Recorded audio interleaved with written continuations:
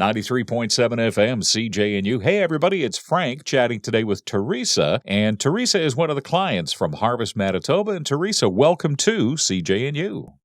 Thank you. So tell us a little bit about Theresa. You've been a client for Harvest, Manitoba for quite a while now? Yeah, for 30 plus years off and on. Younger when I just had my children, and so then it helped me, and now I'm a grandparent. Now, you also at one time worked for Harvest. You were one of the volunteers that helped out there in the warehouse and that, were you not? Yes, in a lot of different areas and in different places, even in the soup kitchen, or going to get food at Harvest. A lot of different spots and positions that I help. And now, because of COVID, of course, you're not able to be able to do that any longer.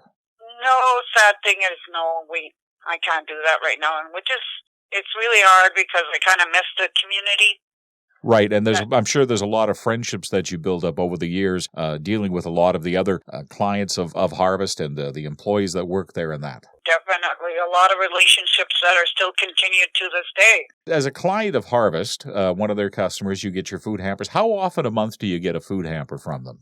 Well, we used to get it twice a month, but now it's down to once a month, which is pretty hard, especially when you're on a limited income. I understand there's so many people out there right now that need it because of this COVID, but it also makes it harder, though.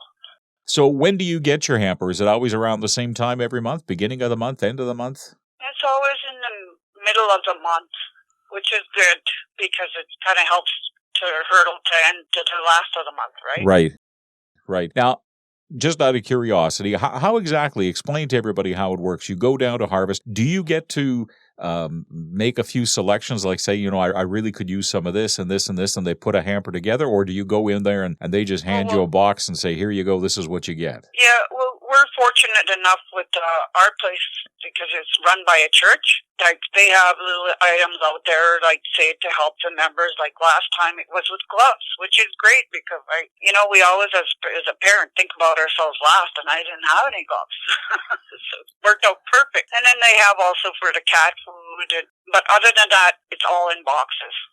Okay, and what would a typical hamper from Harvest look like? What would all be involved in it? We lucky get sometimes meat from there, and that's really helpful.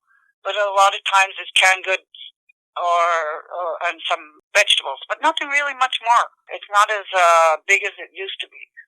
Right. Well, I guess, like you say, everybody's kind of feeling the pinch, eh? Yeah. So I'm thankful and grateful for what all I get, but at the same time, it's just when you kind of depend on it, it's a bit of an ouch if there's some things that are not in there, or some days I'm very lucky and then I get exactly what I need. What are some of the items that you really get excited about, or things that you would like to see people maybe include more when they make donations to Harvest? For us is meat, and then also cheese. And those are two items that I'm very grateful for when we get in there. And sometimes, because they have pull-ups, and a lot of times that's really helpful that people think of pull-ups. So those are items, so some baby goods like that, like diapers and pull-ups, things like that, those are things that you'll get kind of excited about when you see them in your hamper. Definitely, yes. And homemade crafts like what I got last week, 3 weeks ago, when I got those gloves.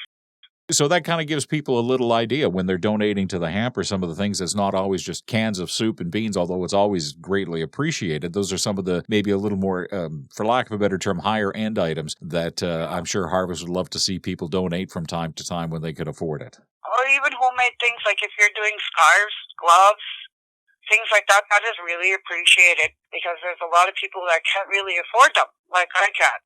Of course, I'd afford my grandson, but I can't afford it for me.